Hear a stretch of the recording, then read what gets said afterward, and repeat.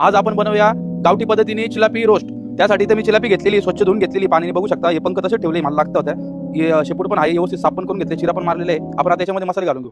हळद आहे, kitchen king मसाला, मिरची पावडर, चवीनुसार मीठ, लिंबू, बेसन।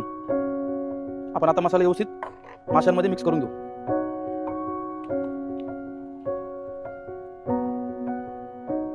पूर्ण माशांना व्यवस्थित मसाला लावून झालेला आहे आपला, बघू शकता तुम्ही, एकदम व्यवस्थित मसाला लागलेला आहे।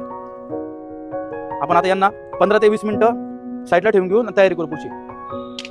आपण जाळी ठेवली आरावं, आपण आता जाळीला तेल लावून घेऊ। आपण आता हे मासे आरावं भाजून घेऊ।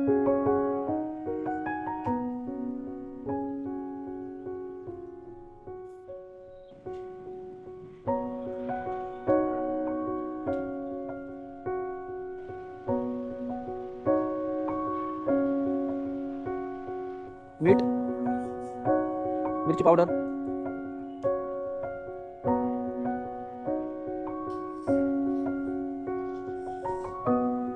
मीठ, मिरची पावडर।